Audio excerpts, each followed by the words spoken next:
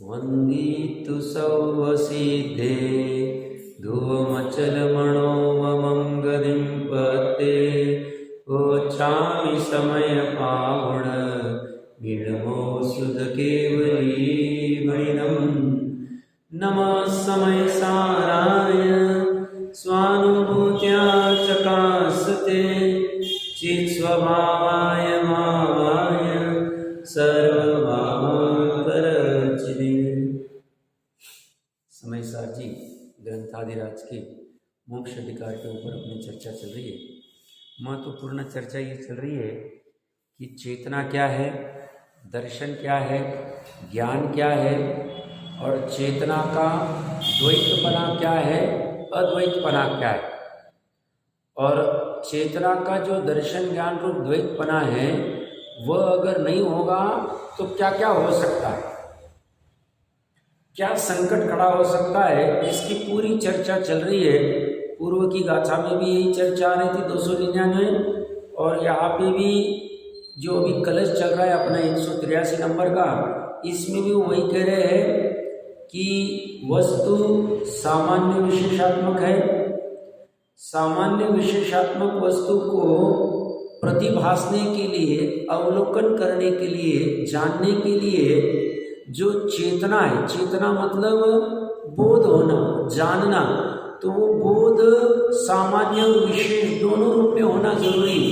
क्योंकि अगर सामान्य विशेष रूप से चेतना को बोध न होए तो सामान्य विशेषात्मक वस्तु पूर्ण ग्रहण नहीं हो सकती, और वस्तु पूर्ण ग्रहण नहीं हुई तो प्रमाण नहीं, क्योंकि प्रमाण क्या है, समग्र वस्तु है और सम्यक ज्ञान प्रमाण है।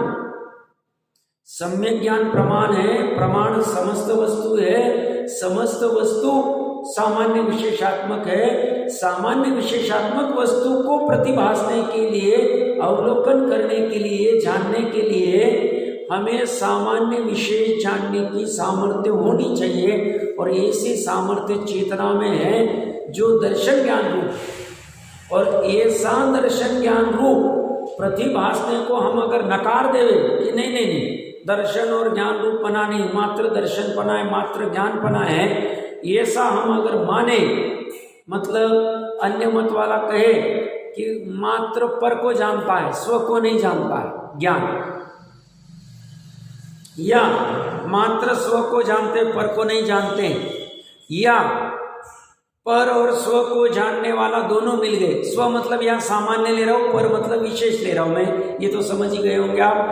तो ये दोनों मिलके हो गए तो तीनों में विडंबना है। जब जुड़ान हुए तो टूट भी सकता है, इसलिए वो क्या कह रहे हैं, श्लोकार्थ में कल हमने पढ़ा था 183 नंबर के कलश में कि सामान दर्शन और ज्ञान से रहित अगर चेतना को माने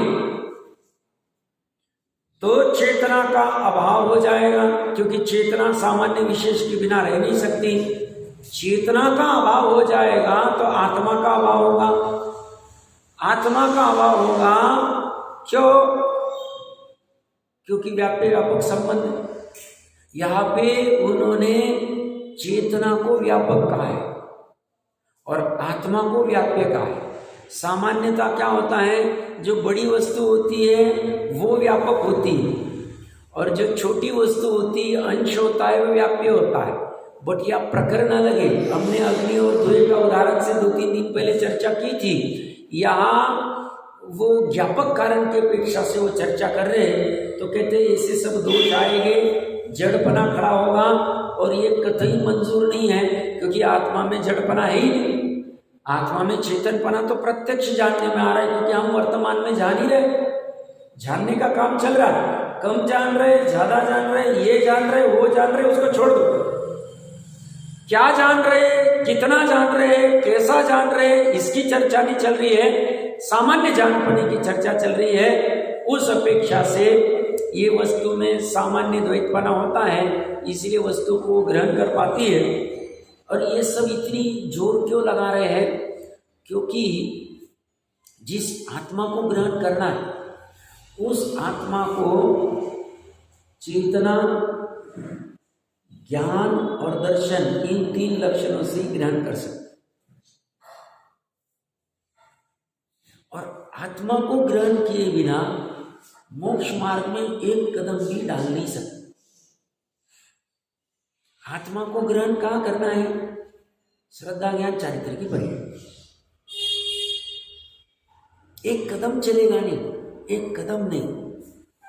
मतलब किसी ने सभी पाप भी छोड़ दिए और उत्कृष्ट से उत्कृष्ट पुण्य भी कर लिए, तो भी अगर उसने आत्मा को ग्रहण नहीं किया है तो उसका एक कदम भी मोक्ष मार्ग में नहीं। हम 11 अंग वाले को बहुत बार याद करते रहते, उसकी उत्कृष्ट कर रहा है।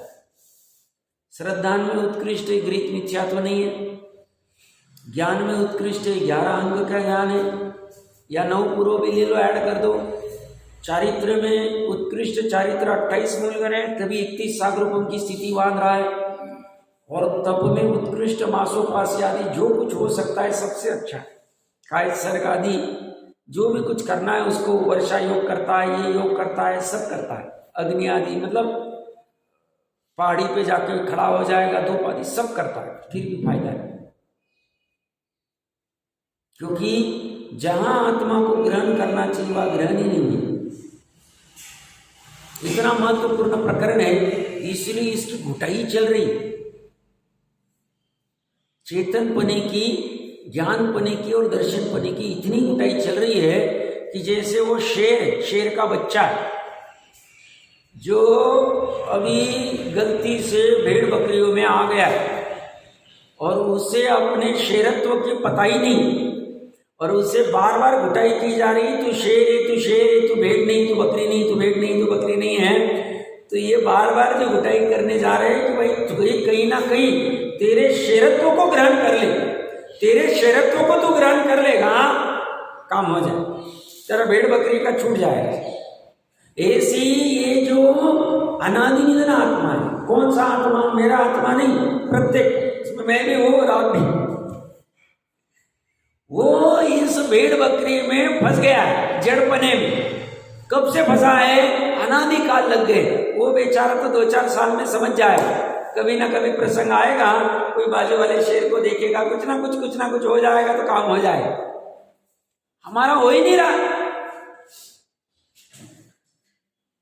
उस दर्शनत्व को, उस देखने वाले तत्व को, उस ज्ञानत्व को, उस ज्ञप्ति को, उस चेतनत्व को पकड़ नहीं रहे। वो लक्षण, उसकी महिमा नहीं आ रही, उतने मात्र को पकड़ नहीं रहे। और कह रहे उतने मात्र को पकड़ो आप और कुछ मत करो। ज्यादा ज्ञान की आवश्यकता नहीं। वो पांडित्यपना क्यों चाहिए? यहां बैठना है तो भाई किसी को कुछ आ जाए तो बताना पड़ता है, बाकी सामान्य ज्ञान से काम हो सकता। प्रयोजनभूत प्रॉपर विशेष वाला बराबर से समझ जाए, उससे काम हो सकता। ज्यादा पोथी और पुराण और इतना सब पढ़ने की जरूरत नहीं, बट थोड़े में अच्छे से कह रहा हूं, अच्छे से। और वो अच्छे से के लिए घुटाई चल रही है, और वो भी मोक्ष अधिकार में चल रही है, और वो भी चेतने वाला, जानने वाला और देखने वाला। और ये कह रहे हैं तुम अगर इस स्वभाव का नकार दोगे, इस लक्षण का नकार दोगे, तो तुम आत्मा का ही नकार दे रहे हो, चैतन्यत्व का ही नकार दे रहे हो, तुम अपने स्वरूप को ही नकार दे रहे हो, तुम बहुत बड़ी रिस्क ले रहे हो।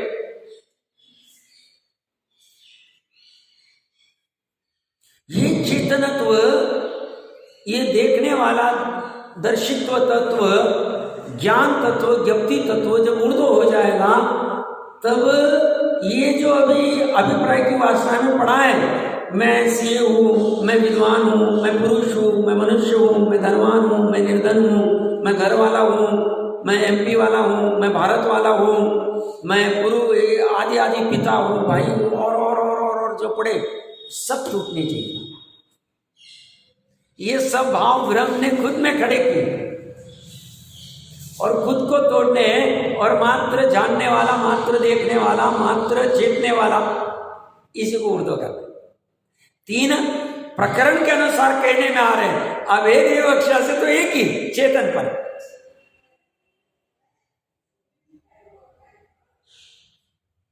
एकमात्र इसको ऊर्ध्व करना, और किसी को ऊर्ध्व करने की आवश्यकता ही नहीं। इतना मात्र ही जो जाने। और कहीं बीच में ऐसा आ जाए चिंतन करते करते, ये तो विकल्पात्मक ही चलेगा कि नहीं नहीं नहीं उतना ही प्लॉट तो रख लो, बुढ़ापे में काम में आएगा, गया काम से कोलैप्स। जैसे मुनिराज को एक धागा भी रख दिया तो मुनिपना खत्म। ऐसे एक परमाणु मात्र भी श्रद्धा से अपना तो कर दिया, अभी भूमिका अनुसार 84 मंजिल भी रखा जाएगा, भूमिका अनुसार 6 खंड भी रखा जाएगा, चारित्र मोह के निमित्त से प्रकरण या दर्शन मोह का और ज्ञान का चला, वहां टूटना चाहिए, वहां ये तोड़ता है। ये पूरा काम श्रद्धा ज्ञान का चलता रहे। चारित्र अपने आप काम होता जा रहा है, चारित्र में कुछ करने की जरूरत नहीं, श्रद्धा में भी करने की जरूरत नहीं। ज्ञान ने सरल होकर ठीक से करना चाहिए, ज्ञान ने गड़बड़ी नहीं करनी चाहिए, ज्ञान ने रास्ता गड़बड़ नहीं लेना चाहिए, कहीं व्याकरण में चला गया, कहीं पांडित्य में चला गया, कहीं ज्यादा होशियारी दिखाने में, ज्यादा इसमें याद करने में, स्मरण में, कहीं कहीं गड़बड़ में चला गया, वैसा नहीं जाना। ज्ञान ने काम तत्व को पकड़ने में लगाना चाहिए, भाव को पकड़ने में लगाना चाहिए। उसका भाव क्या है? अपने प्रकरण पे आ जाते 545 नंबर पेज 544 पे श्लोक तो पढ़ लिया था, श्लोकार भावार्थ में देखिए जयचंद जी साहब क्या कह रहे। समस्त वस्तुएं सामान्य विशेषात्मक है। सामान्य विशेषात्मक क्यों है? सब स्वभाव में क्यों मत पूछो, हम चाहते भी उसके सामान्य विशेषात्मक को अलग नहीं कर सकते। सब मुझे सामान्य अच्छा लगता, मुझे विशेष अच्छा नहीं लगता, नहीं कर सकते। विशेष अच्छा नहीं लगता, विशेष क्या है? द्रव्य में प्रत्येक वस्तु को हो, द्रव्य को हो, पदार्थ को, एक ही चीज, प्रत्येक वस्तु में विशेष क्या है? तो उसके गुण और उसके पर्याय। ये विशेष क्यों है? क्योंकि अनंत गुण है, अनंत पर्याय। और सामान्य क्या है? गुण और पर्याय का जो समूह द्रव्य वो सामान्य। अब कोई ऐसी कल्पना करे शीख चिल्ली के समान कि मेरे को सामान्य ही अच्छा लगता है, विशेष अच्छा नहीं लगता है, मैं सभी गुणों और सभी पर्याय को निकाल के फेंक दूंगा, कल्पना कर रहे हैं, होगा नहीं ऐसा। तत्व विचार करने के लिए निर्णय करना है, क्या होगा? बिना गुण और बिना पर्याय के द्रव्य रहे, सामान्य रहे, विशेष अच्छा नहीं लगता है उसको, सब विशेष फेंक दिए उसको, सभी गुणों को, ज्ञान, दर्शन, सुख, चारित्र आदि सभी गुण, सभी पर्याय फेंक देंगे, नहीं हो, कुछ नहीं हो। अपने को ये विकार के पर्याय को फेंकना नहीं। विकार की पर्याय जो मोह राग द्वेष की पर्याय हो रही है, ये पर्याय क्या है, इसका स्वरूप क्या है, ये भली भांति ज्ञान में जानना है। और ये मेरे लिए कैसे दुखकारी है, संसार का कारण है, कर्म बंधन का कारण है, घूमने का कारण है, इतना जानना है। और जान के, और मेरे लिए ये जो मोह राग द्वेष की पर्याय हो रही है, ये पर लक्ष्य करने की वजह से उत्पन्न हो रही है। स्वलक्ष्य करता हो तो मोह राग द्वेष उत्पन्न नहीं होता है, ये जान के। और स्वलक्ष्य में, स्वभाव में रहना ही ठीक है, क्योंकि पर लक्ष्य और पर भाव में रहना ये तो अन्याय नीति है। जैसे पर की वस्तु पड़ी है और उसको ले लेना, हड़प लेना, ये जैसा अन्याय नीति है, ऐसे पर वस्तु से राग मोह करना, उससे सुख मानना, उपादेय बुद्धि करना, ये भी अन्याय नीति है। ऐसी अन्याय नीति सज्जन पुरुष करते नहीं है, समझ पूर्वक छोड़ देगा, स्वभाव में आ जाएगा। स्वभाव में आ गया, मोह राग द्वेष अपने आप नाश हो।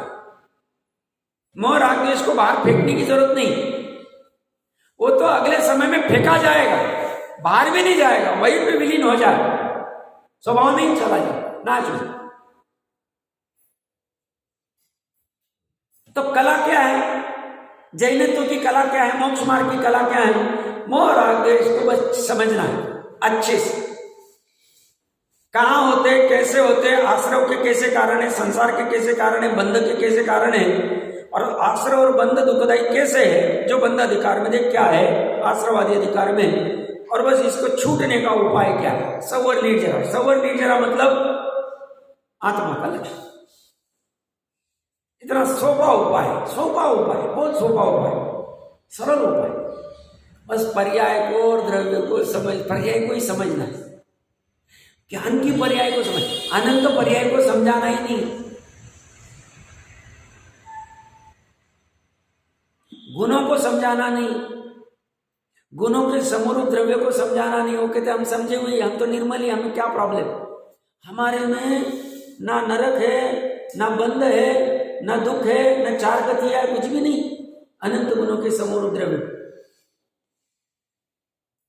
पर्याय में नरक तिर्यंच सब है, सब है मतलब उस भाव में वो हो रहा, मैं नारकी हूं, मैं तिर्यंच हूं, मैं मनुष्य हूं, आदि आदि। और इन सब शेष भाव को तोड़ने की बात चल रही। प्रकरण क्या चल रहा है? तो पर्याय में भी हमें राग द्वेष को कुछ नहीं करना है, अनंत पर्याय को भी कुछ नहीं करना है, बस ज्ञान की पर्याय ने अपना प्रयोजनभूत काम करना चाहिए।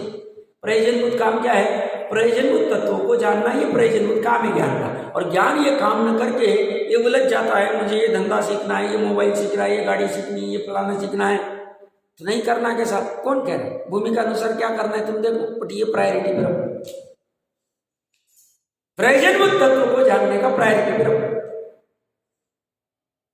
और जानने मात्र से संतुष्ट मत हो, जान करके जो छोड़ने योग्य उससे विरक्त हो जाओ, और जो ग्रहण करने योग्य उसे ग्रहण करो, तभी वो कहा जाएगा इसका जानना सार्थक।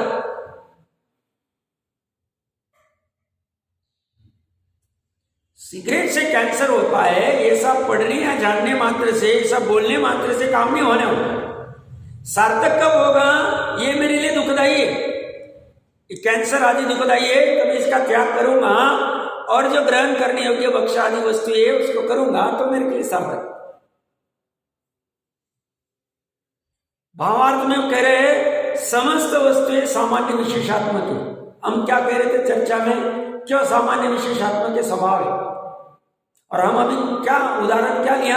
सभी गुणों को। और कोई अगर कल्पना करे मुझे विशेष ही अच्छा लगता है, सामान्य अच्छा नहीं लगता है, मात्र गुणों का समूह और पर्याय का समूह हो, गुणों का समूह और पर्याय का समूह ही सामान्य। समझ में आ रहा है क्या कहें? गुणों का समूह और पर्याय का समूह, ये सब प्रत्येक में, परमाणु में भी, परमाणु में से कल्पना करो अनंत गुण है, एक प्रदेश ही, एक प्रदेश मतलब एक सुई के ऊपर असंख्य प्रदेश आकाश, उसमें से एक परमाणु एक प्रदेश ग्रहण करता है। मतलब कितना छोटा होगा, अपना जैन शासन कितना डेवलप है। यहाँ नैनो फैनो सेकंड आते तो हमको कुछ होती, देखो विज्ञान कितना आगे हो गया भैया, ये हमारा विज्ञान देखो, ये तो बिना इंस्ट्रूमेंट का सब बताता है, बस तुम्हें मति श्रुत ज्ञान में पकड़ना है उसको, कि एक सुई की नोक के ऊपर असंख्य आकाश के प्रदेश है, उसमें से एक प्रदेश इतना एक परमाणु है, उस परमाणु में अनंत गुण भी है, और एक समय में अनंत पर्याय भी हो रही है, भूतकाल में अनंत पर्याय होकर चली गई, हर समय चलती रही।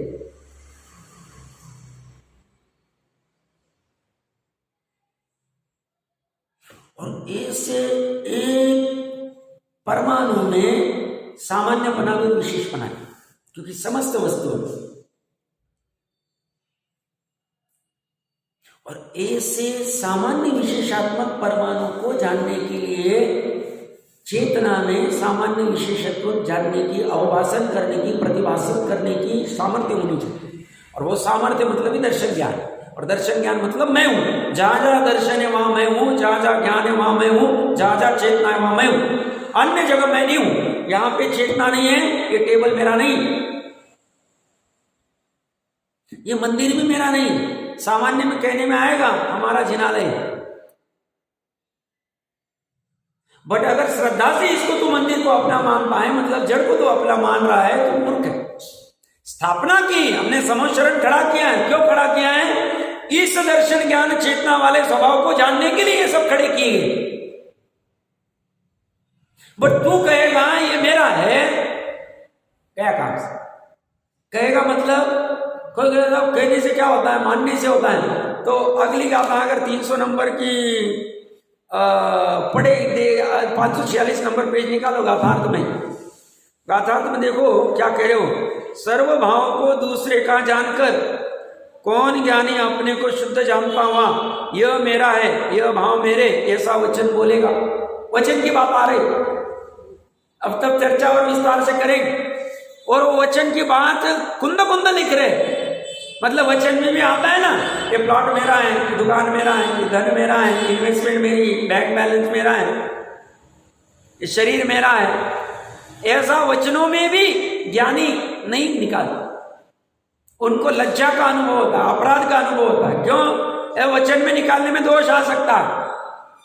साहब वचन तो पुद्गल के है, अरे भैया निमित्त नैमित्तिक संबंध है ना कहीं अभिप्राय में पड़ा हुआ है, सभी तो निकल रहा है, जरूरत क्या है निकालने की, शांत बैठो ना। कोई कहेगा साहब आपने इतनी प्रॉपर्टी, साहब आपके भरत जी को कोई कह रहा है साहब आप 6 खंडाधिपति, लज्जा का अनुभव हो रहा है उनको। मतलब हम ये नाटिका वाटिका करते हैं ना, तो हमें कल्पना करनी चाहिए भरत जी बैठे हैं, बाहुबली आ नहीं रहा है और अभी बस इतनी अटक पड़ी हुई है, और क्या वचन निकलते होंगे उनके, कल्पना नहीं कर सकते। ये मंत्री सब चला रहे, साहब आप दोनों उतर जाओ, साहब ये ऐसे कर लेंगे, ऐसा मैसेज दे देंगे, देखो आप क्या कर, देखो आप क्या कर, क्या निकल सकता हम कल्पना ही नहीं कर सकते हो। शायद सब में दृष्टि जी चलमल आगाड़ दोष भी नहीं। भरत को समझना गंभीर लपना लगेगा अपने को, ऐसे नहीं समझ में आएगा भरत। ऐसा नहीं कि चलो मैं अखाड़े में देखता हूं कैसा नहीं होता है, उनकी जीवन शैली बहुत गजब होती है, महामजबूरी होती है अंदर में। ये तो चारित्र मोह बस हृदय में आ रहा है, और उस निमित्त से चारित्र के विकार हो गए, निमित्त नैमित्तिक संबंध बना है। वो कोई बलजोरी करा नहीं रहा है चारित्र मोह का उदय, बट ये जीव की चारित्र के विकार की भी ऐसी योग्यता और निमित्त रूप में चारित्र मोह का भी ऐसा उदय, ये सब चलता है। बट ऐसा होते हुए भी श्रद्धा ज्ञान तमाशगीर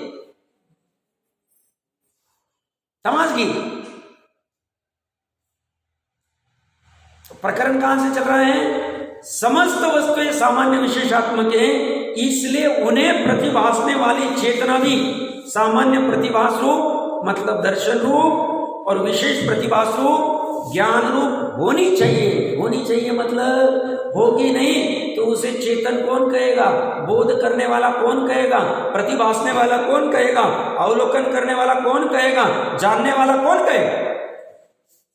उसमें ऐसी सामर्थ्य पड़ी है स्वभाव से। जैसे उद्गल में रसगंध वर्ण की सामर्थ्य पड़ी, नमक में खारेपन की सामर्थ्य पड़ी हुई, शक्कर में मीठेपन की सामर्थ्य पड़ी हुई, ऐसे ही जानने देखने की सामर्थ्य इसमें सच पड़ी, स्वभाव से पड़ी हुई। यदि चेतना अपनी दर्शन ज्ञान रूपता को छोड़ दे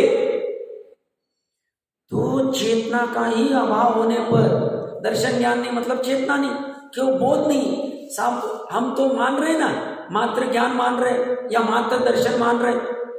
मात्र ज्ञान मानोगे तो सामान्य अवलोकन नहीं होगा, सामान्य अवलोकन क्या होगा, चेतना पूर्ण नहीं होगी, तो सामान्य बोध नहीं होगा ना, अभेद बोध नहीं होगा, अभेद बोध नहीं होगा तो श्रद्धा क्या करे। मान लो मात्र विशेष को जानने वाला ज्ञानी है, सामान्य ज्ञान दर्शन ज्ञानी नहीं है, तो वो ज्ञान गुण को अलग जानेगा, श्रद्धा को अलग जानेगा, चारित्र को अलग जानेगा। बट ये कह रहे हैं आत्मा के एक प्रदेश में श्रद्धा ज्ञान चारित्र सुख वीर्य अस्तित्व वस्तुत्व आदि सभी गुणों का अंश पड़ा हुआ है।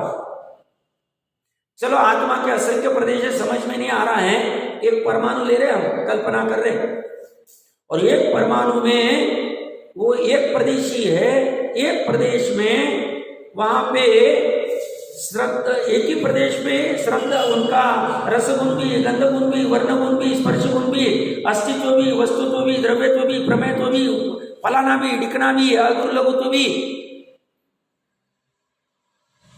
अनंत धर्म भी, परस्पर विरोधी वाले धर्मयुगल भी, अनंत शक्तियां भी और अनंत पर्याय भी।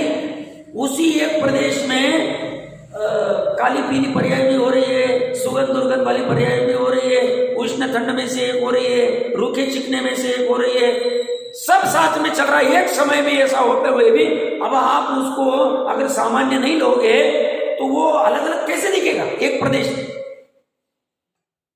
एक कैसे जानने में? सामान्य जानने में नहीं आएगा। तो ये ज्ञान कैसा है? वो सबको जानते हुए, मतलब हम केवल ज्ञान की कल्पना कर रहे हैं। केवल ज्ञान में एक परमाणु जानने में आ रहा है, ऐसे 3 लोग 3 काल जानने में, हम एक ही परमाणु ले रहे और एक परमाणु के अनंत गुण भी जानने में आ रहे और एक समय के अनंत पर्याय भी जानने में आ रहे। छोड़ दो भूतकाल और भविष्य काल, वो एक साथ वो अनंत गुणों को भी जान रहे, जैसे वैसे एक ही प्रदेश, क्षेत्र में प्रदेश एक, द्रव्य में एक द्रव्य, काल में एक समय का काल लिया हमने जानने के लिए, समझने के लिए, और भाव में अनंत भाव एक साथ विशेष रूप से जान रहे हो। ज्ञान का भाव, रस का भाव, गंध का भाव आदि आदि सभी जान रहे, और उसी समय में उस अभेद परमाणु को भी जान रहे, एक प्रदेशी वाला। अभी ये सामर्थ्य नहीं होता था, कैसे जान पाते? और जान नहीं पा रहे, बोध नहीं हो रहा है वस्तु का, या तो रसगुण को अलग जान रहे, गंध को अलग जान रहे, बट ये तो तादाद में, कथनचित तादाद में है सब। ऐसा थोड़ी रसगुण अलग जगह पे, गंध गुण अलग है, वर्ण गुण अलग है, स्पर्श गुण अलग है, और रस की पर्याय अलग जगह हो रही है, गंध की अलग हो रही है, स्पर्श की अलग हो रही है, वर्ण की अलग हो रही है। ऐसा नहीं हो रहा, एक ही परमाणु में सब एक साथ हो रहे। ऐसे को जानना है। प्रकरण कहां से चल रहा है? मति श्रुति ज्ञान में हम ये जान सकते, जब चर्चा कर सकते तो जान ही सकते।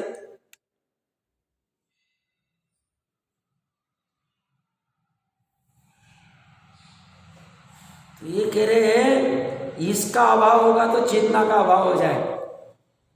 और मान लो केवल ज्ञान में वो मात्र परमाणु के एक प्रदेश को ही जान रहे, उसमें रस गुने के, गंध गुने के, वर्ण गुने वो जान ही नहीं रहे, मतलब विशेष को नहीं जान रहे, क्या हाल होगा? उनको विशेष कौन कहेगा? उनको सर्वज्ञ कौन कहेगा? समझ में आ रहा? कोई कहेगा साहब केवल ज्ञान केवल दर्शन होने के बाद में ये दोनों प्रकट होते होंगे, छद्मस्त को सिर्फ दर्शन उपयोग होगा या सिर्फ ज्ञान उपयोग होगा? भैया ऐसा होगा ही। हाँ, एक समय में एक उपयोग वो तो अपने समझ में आता है, उसमें कोई बाधा नहीं। छद्मस्त अवस्था प्रकरण महत्वपूर्ण है, समझने का प्रयास करना, इससे वस्तु का निर्णय करना है।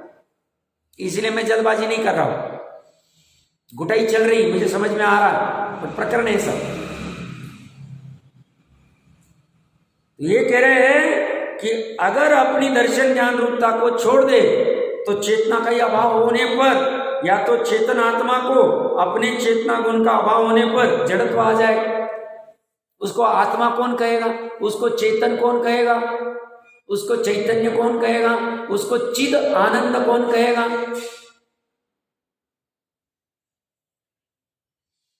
और जड़पना आएगा अथवा, तो व्यापक के अभाव से गुण को व्यापक कह दिया, व्यापक के अभाव से व्याप्य से आत्मा का अभाव हो जाए। आत्मा का अभाव हो गया मतलब हमारा अभाव हो गया, हमारा अभाव हो गया मतलब सत्तानाश कौन चाहे? अभी कोई कह दे कि 2 घंटे में तुम्हारा अभी शरीर छूटने वाला है, परेशान हो जाए, अरे छूटेगा। मरण अच्छा नहीं लगता, नाश अच्छा नहीं लगता, क्यों? डर है, बैठा हुआ है।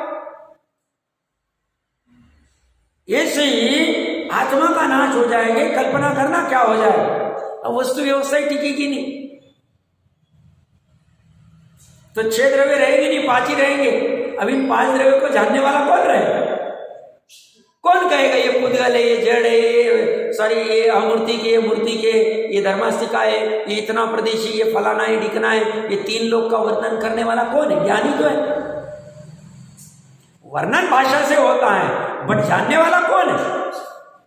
ज्ञानी जान रहा। ज्ञान ने, सर्वज्ञ के ज्ञान ने जाना वचनों में आया। और कोई कहेगा साहब ध्यान ध्यान, तो ये गंधर आदि जो 14 पूर्व 11 अंग 14 पूर्व के ज्ञाता होते, 12 अंग के ज्ञाता होते, ये कहाँ जानते? छद्मस्त अवस्था में जानते। श्रुत केवली संज्ञा कौन देता है? हम ही देते। क्यों देते? श्रुत ज्ञान में इतना विशेष जान रहे हो, जो हाईएस्ट लेवल का है, 12 अंक का ज्ञान, तो प्रकरण कहां से चल रहा है? तो वो छूट जाएगा। फिर वो श्रुत ज्ञान में श्रुत केवली जानेंगे कैसे कि ये पुद्गल है, ये धर्मास्तिका है, ये धर्मास्तिका है, ये आकाश है। इतना सूत्र की रचना कहां से करेंगे? सूत्र की रचना नहीं होगी तो मुखदगत वो 563 वर्ष जितने भी चला कैसे चलेगा? फिर दर्शन आचार्य देव को लिखने के भाव कहाँ जाएंगे? फिर पुष्पदंती भूतवली जी को कहाँ जाएंगे? फिर श्रुत पंचमी कहाँ से बनाएंगे? कितना बड़ा संकट खड़ा होगा।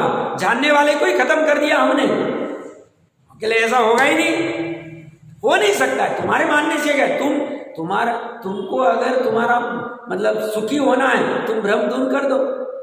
दर्शन ज्ञान चेतना एक साथ ही, यही मेरा स्वभाव, इतना मात्र मैं हूं, इसी को मुझे ग्रहण करना है। देखने वाले को ग्रहण करना है, जानने वाले को ग्रहण करना है, चेतने वाले को ग्रहण करना है, और किसी को ग्रहण नहीं करना है मुझे। तीनों एक ही चीज है, भेद विवक्षा से बस अलग अलग काम।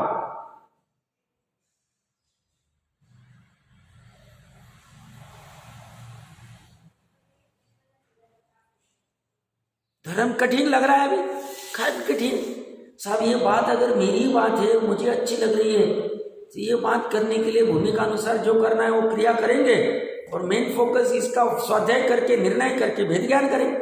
और वो जो क्रिया करेंगे, जो पाप से घटाने की वाली होगी क्रिया है, वो विशुद्धि लाएगी, ये तत्व समझ में आ जाएगा। अब कहाँ वो होशियारी करेगा, नहीं शुद्ध बुद्ध आत्मा है, उसको कुछ भी क्रिया करने की जरूरत नहीं, कैसे भी करे, अनारे जैसा ऐसा कहेगा ही नहीं, सब साथ में चलेगा, दोनों साथ में चलेगा। वो ढेर होशियारी वहां लगाएगा नहीं, बस अपनी मति को सरल हो जाएगा, बस हो गया। अभी अनंत काल से भैया परेशान कर रहा है, शांत होना। अभी उस डेढ़ होशियार ज्ञान को, उस श्रद्धा को कहेंगे ठीक हो जा भाई, दुखी कितनी दुख की पर्याय चल रही है, ये मौका अच्छा मिला है, अच्छे से धर्म को, शादी वाले को धर्म को ग्रहण करूं तो आगे का भी ठिकाना ठीक हो जाएगा, सीधा हो जाएगा। श्रद्धा से तो सीधा हो ही जाए, होना ही चाहिए।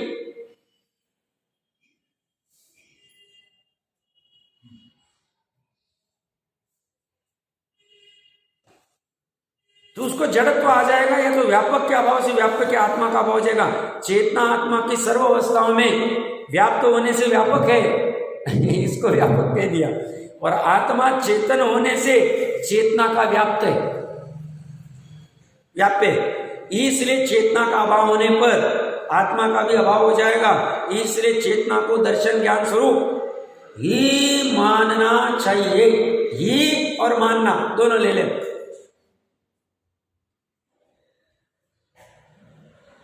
अब बोलो, अब कहाँ नचेगा अपना, मैं दर्शन वाला हूं, मैं ज्ञान वाला हूं, मैं चेतने वाला हूं। ये सब कितनी बार एटलीस्ट विकल्प में सोचते हैं। मैं मात्र देखने वाला हूं, मात्र जानने वाला हूं, मैं ये धन वाला, सेठ, फलाना ढिकना, घर वाला, बंगले वाला, शादी वाला, बच्चे वाला, ब्रह्मचारी, फलाना ढिकना, ये कितना आता है चिंतन में, कितनी बार। ये कहते धारा में ये चलना चाहिए। क्या मैं मात्र चेतने वाला हूं, मैं मात्र जानने वाला हूं, मैं मात्र देखने वाला हूं, इसके अलावा ये सब मेरे भाव नहीं, पर भाव है। अभी अगली गाथा में भी यही आएगा, अगले कलश में भी यही आएगा। शेष सब भाव मेरे नहीं, शेष सब भाव मेरे नहीं, शेष सब भाव मेरे नहीं। तो सब मेरे नहीं, मेरे नहीं, मेरे नहीं आप कह रहे, ये भाव जानने में तो आ रहे, जानने में क्या प्रॉब्लम? जानने में वो आ रहे तो जान लो ना। उन भाव को तुम अपना क्यों जानते हो? जानने में बाधा नहीं, अपना जानने में बाधा। उसको पर जानो, सब पर क्यों जाने? मेरे में ये राग द्वेष हो रहे तो तुम्हारे में हो रहे, शनि पर्याय में हो रहे, तुम शनि पर्याय हो ही नहीं। तुम ध्रुव तत्व हो, तो ध्रुव तत्व जो जीव स्वयं होता है, वो शनि पर्याय को अपना कैसे जाने? ठीक है, अभी थोड़े काल तक ये राग द्वेष होते रहेंगे, 10वें गुणस्थान जब तक नहीं आता है, हो सकता है अर्ध उद्गल तक हो सकता है, होने दो ना। बट अर्धपुद्गल तक ये होते हुए भी, ये मेरे में होते हुए भी मैं इनको अपना स्वभाव नहीं जानूंगा। मैं मात्र एक अनादि निधन शुद्ध निर्मल चिदानंद जानने देखने वाले चेतने वाले स्वभाव को ही अपना जानूंगा, हो जाएगा। ये वचनों में नहीं जानना है, ये ज्ञान में जानना है। नहीं तो नया भ्रम खड़ा हो जाएगा। वचनों में बोलने लग गया तो साहब मैं तो जानने लग गया। अरे भैया तू वचनों में बोल रहा है, तो जानने में जान रहा है, जानने के पर्याय में जानना चाहिए। तो ये कह रहे हैं चेतना को दर्शन ज्ञान स्वरूप ही मानना चाहिए। या तात्पर्य कि सांख्य मतावलंबी आदि मतलब अनेक और बहुत सारे, कितने लोग सामान्य चेतना को ही मानकर एकांत कथन करते, मात्र सामान्य को मानते, विशेष को मानते ही नहीं। तो साहब ये तुमको विशेष जो जानने में आ रहा है वो क्या है, खड़े ही नहीं हो पाते हो।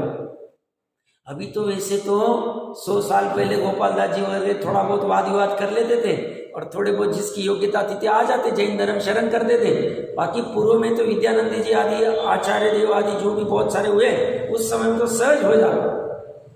और अभी तो इतनी कषाय तंदुरुस्त है कि यहाँ सच्चे धर्म वाला भी कुछ टेढ़ा करके कुछ टेढ़ा चलता है, तो गड़बड़ वाला काम,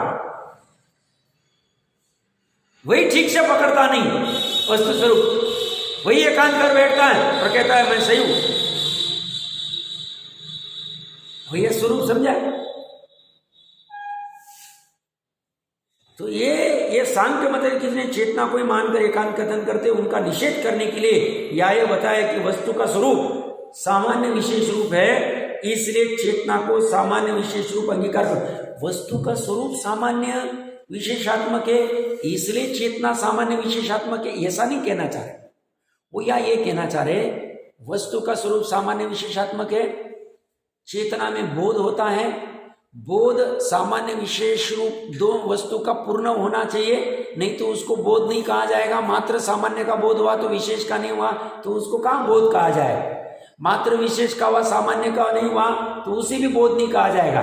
तो वस्तु स्वभाव से सामान्य विशेषात्मक है, बोध करने वाली जो वस्तु है, जो चेतना है, वो भी स्वभाव से सामान्य विशेष होनी चाहिए, तभी उसको कहा जाएगा कि सामान्य विशेष को जानने वाली चेतना भी सामान्य विशेष है, तभी उसको बोध व जाना ऐसा कहा जाएगा, नहीं तो कहा नहीं जाएगा। तो ये प्रकरण अपना विस्तार से चला है। फिर 545 नंबर पेज पे 184 नंबर का कलश और एक लिख दिया, जो आगामी 300 नंबर की गाथा का सूचक है। इसका एक बार पाठ करते हैं। एक चित चिन्मय एव भावो भावा परे किलते परेशान ग्राहस्त चिन्मय एव भावो भावा परे सर्वत एव या।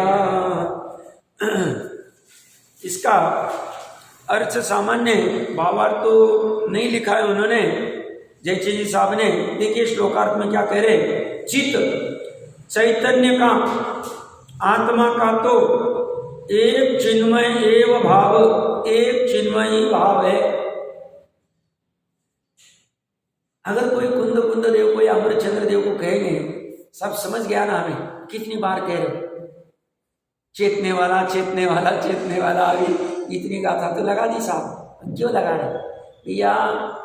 आगम अध्यात्म में पुनरावृत्ति दोष नहीं है, पिष्ट पेशन नहीं है, ये तो घुटाई की जा रही है। ज्यादा धर्म में कॉम्प्लिकेशन है नहीं, इतने को तो कुछ भी करके समझ ले,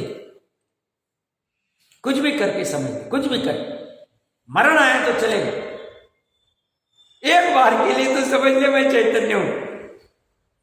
जैसे कोई लड़का लड़की के चक्कर में मरण आया तो चलेगा, वो कुछ भी करके प्राप्त करने का उपाय करता है, नहीं मिली तो मरना भी मंजूर है, बट वही चाहिए। या लड़का लड़की कोई भी ले लो, अपने कोई प्रधान है, ये कह रहे वो तो ठीक है ही नहीं, वो तो इतना दुर्लभ मनुष्य वो खत्म कर दिया, बट ये तो तुम मरण की कीमत से भी इंपॉर्टेंट ही करनी होगी का। एक बार तो ये क्या कह रहे, चैतन्य का, आत्मा का तो एक चिन्मयम एव भाव, एक चिन्मय ही भाव है, अन्य कोई भी भाव नहीं मेरा। ये परे भाव जो अन्य भाव है, ते किल परेशान, वे वास्तव में दूसरों के भाव है, पर के भाव है, पर दूसरों के भाव है मतलब आत्मा के द्रव्य क्षेत्र काल भाव से जो भाव हो रहे हैं वो तो दूसरे की, मतलब आम में जो मीठा भाव है वो तो दूसरे का ही। आम को ग्रहण करने के बाद ज्ञान में जो मीठापन जानने में आ रहा है वो भी दूसरे का भाव है, और उसमें राग द्वेष नहीं करना। और जीव मान लो भूमिका अनुसार राग द्वेष कर भी लेता है, निचली भूमिका में हो सकता है, 10वें गुण स्थान तक राग द्वेष रहेगा, उस राग द्वेष को भी दूसरे का भाव जाने। क्यों? वो ध्रुव तत्व में नहीं, वो भाव अनंत गुणों के समरूप में वो राग द्वेष वाली पर्याय नहीं, इसलिए उसको दूसरे का कह दिया। सभी बात अभी भूमिका अनुसार बाहर में सब भाव चलेंगे, अपने भूमिका अनुसार सब होंगे, अभी तुरंत रुकेंगे नहीं, और रोकने की जल्दबाजी भी मत करना। सिर्फ साथ में ये भाव पर है, ये मेरे भाव नहीं है, ऐसी एक धारा भी चलनी चाहिए साथ। जो भी खाने पीने के, पहनने ओढ़ने के, अच्छे बुरे के, इष्ट अनिष्ट के, कुछ ना कुछ भाव चलते ही रहे, सुख दुख के, हर्ष विषाद के, अनुकूल प्रतिकूलता के, साता असाता के, कुछ भी चलते रहे, अभी होंगे, भूमिका अनुसार चलेंगे, बट वो रहते हुए भी एक धारा चलेगी जो निरंतर सजग होती जाएगी, ज्ञान की धारा, जो ये भाव मेरे नहीं है ऐसा जानेगी, और ये भाव मुझे छोड़ने योग्य है, ये पूर्णता से छोड़ने योग्य है। कैसे छूटेंगे, कैसे छूटेंगे, कैसे मैं मर्यादा में आऊंगा, कैसे मैं इनमें लीनता को घटाऊंगा, ऐसा निरंतर प्रयास चलता रहेगा। सब इसमें तो पागलपन आ जाएगा, ये हम करने लग जाएंगे तो हमारे जो इतना व्यापार है, इतना बड़ा हमें फैलाना है, अभी 1 डिस्ट्रिक्ट हो गई, 4 डिस्ट्रिक्ट में बिजनेस खोलने हैं, फैक्ट्रियाँ खोलनी है, ऐसा करना है वैसा, उसमें तो बाधा आ जाएगी। भैया ये दोनों तो साथ में नहीं हो सकते। तुम्हें अगर तीव्र लोभ का उदय है और तुम्हें तीव्र परिग्रह करना है, तीव्र फैलाना है, अपने व्यापार धंधे फलाना ढिकना, और तुम आत्मा को भी प्राप्त करना चाहते, दोनों काम नहीं हो, क्योंकि तुम्हें वो फैक्ट्रीज वगैरह फैलाने के लिए तुम्हें उपयोग को फैलाना पड़ेगा, और ये तो कह रहे 144 गाथा को, ये को उपयोग को मर्यादा में लाना है, दोनों साथ में चलेंगे ही नहीं। भले अंतर मुहूर्त के लिए तुम उपयोग को मर्यादा में लाओ, कुछ भी। अब ये ऐसा नहीं हो सकता है कि साहब ठीक है चलो अंतर मुहूर्त कह दिया, चलो ये फैक्ट्री वैक्ट्री काम थोड़ा स्लो कर देते, अंतर मुहूर्त के लिए आ जाते, नहीं होगा, नहीं होगा। क्यों? अंदर अभिप्राय की वासना में उसकी उपादेयता पड़ी हुई, उसकी उपादेयता भ्रम से तुम्हें तोड़नी पड़ेगी, तोड़नी पड़ेगी, स्वयं ही तोड़नी पड़ेगी, दूसरा नहीं तोड़ेगा, क्योंकि उस पर द्रव्य के पर भाव में उपादेयता तुमने लाई, उस उपादेय को तोड़ेगा तुम ही। सब क्यों तोड़े? उपादेय है नहीं, सब दिख रहा है ना, अरे जो दिख रहा है वो आकुलता है, परावलंबन है, दुख है, तो स्वभाव सन्मुख जा, ऐसा सुख उत्पन्न होगा, स्वावलंबन आएगा, चक्कर ही नहीं होगा। ये दुख को तू सुख मान बैठा है, तेरा भ्रम है, अब मैं क्या करूं?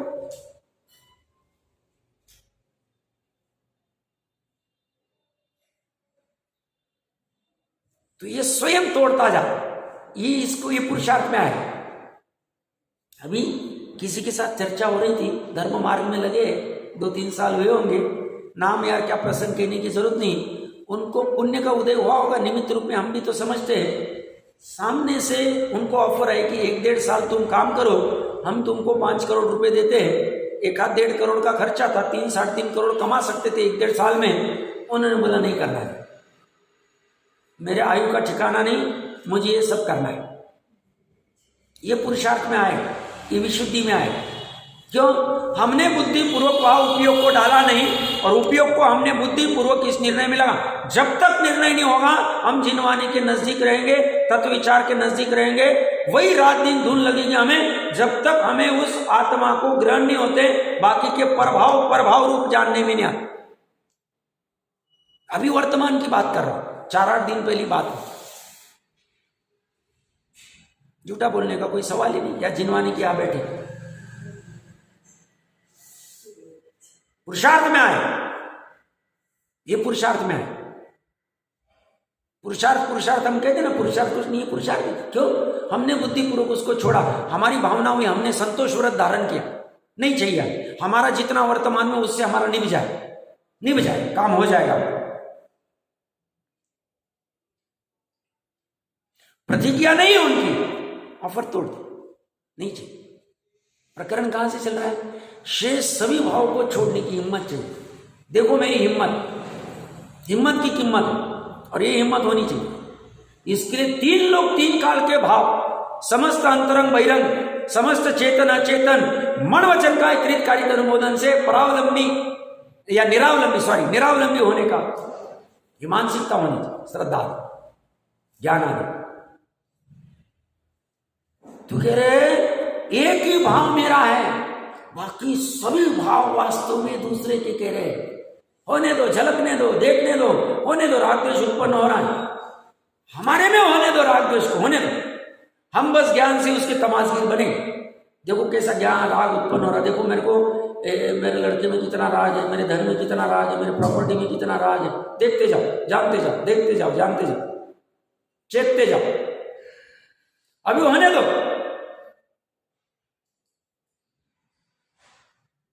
जैसे हमारा ये जानपना चालू हो जाएगा, ये टिक नहीं पाए। ये काफूर है, ये बोलेगा अभी ज्ञान जान गया, अभी मैं ज्यादा टिक नहीं सकता, भाग जाएगा, ज्यादा टिक नहीं पाए। ये कह रहे हैं वे वास्तव में दूसरे के भाव है, तत्व इसलिए दूसरे के भाव है, इसलिए चिन्मय भाव एवं ग्राह्यम, एक चिन्मय भाव ही ग्रहण करने योग्य है। दूसरे के भाव सज्जन जीव ग्रहण करता ही नहीं, दूसरे की वस्तु को ग्रहण करता ही नहीं, दूसरे के भाव में मेरे को नहीं ग्रहण करता। स्वाभिमानी जीव दूसरे की वस्तु को नहीं ले, नहीं करता। परे भाव सर्वत एव हेया, अन्य भाव सर्वथा त्याज्य। सर्वथा मतलब द्रव्य से, क्षेत्र से, काल से, भाव से,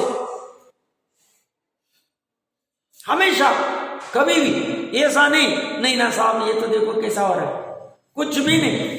पर के संदर्भ में भाव कभी भी त्याग नहीं हो। सर्वथा श्रद्धा से तो त्याग नहीं होगी, सर्वथा। इसलिए जो भरत जी की श्रद्धा थी उसमें एकमात्र चिन्मय भाव के प्रति ग्रहण करने का भाव था, ग्रहण किया हुआ था। और उसके अलावा जितने 6 खंड के भाव थे, 96,000 के भाव थे, 14 रत्न के भाव थे, 9 निधियों के भाव थे, सेनापति आदि जो तामझाम के भाव थे, 84 मंजिल के थे, 365 रसोड़े के थे, चतुरंगी सेना के जो भाव थे, वो भाव को वो पर भाव ही जानते थे। सर्वथा श्रद्धा ज्ञान में उनका त्याज्य ही था, तभी उनको वैरागी कहा। हमारे है और हम कहते साहब भरत जी देखो, अरे भैया भरत जी को अंदर जाके देखो, बाहर में तुम उसके साथ हंस रहा है, मतलब ऐसा मत समझो वो चारित्र मोह हंसा रहा है। सब उनका चारित्र मोह हंसा रहा है, हमारा तुम्हारा एकत्व कर्तृत्व ममत्व है, इसलिए तुम्हारा अनंतानुबंधी वाला है, इसलिए तुम्हें कहा जाएगा तुम्हारा। सब हमारा भी तो क्रमबद्ध में हो रहा है। तुम्हारे लिए दुखदाई है, उनके लिए दुखदाई नहीं, इसी भव में मोक्ष जाने वाले।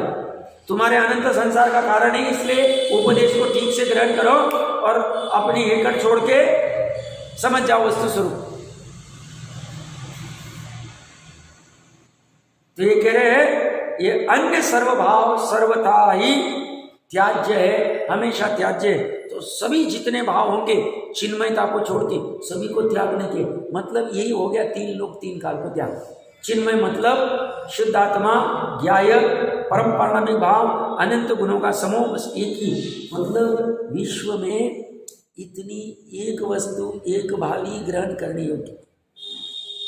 अब जब ये एक भाव ही मेरा है, इसे ग्रहण करने योग्य, बाकी के भाव मेरे है नहीं, बाकी के सर्वथा त्याज्य है, उनको ग्रहण करने का नहीं है, तो मैं क्यों भाव पूछता बैठूं? सोने का क्या भाव चल रहा है, ये शेयर्स का क्या भाव चल रहा है, ये बैंक में इंटरेस्ट रेट का क्या भाव चल रहा है, भैया सब्जी का क्या भाव है। भूमि का अनुसार सब्जी लेने जाएगा, सब्जी का पूछेगा भी, लेगा भी, भाव दिएगा, देखेगा, शोधेगा, भैया सब प्रतिष्ठित तो नहीं है, अप्रतिष्ठित तो है, सब करेगा। ये करते हुए भी ध्यान में एक ही होगा चिन्मय भाव।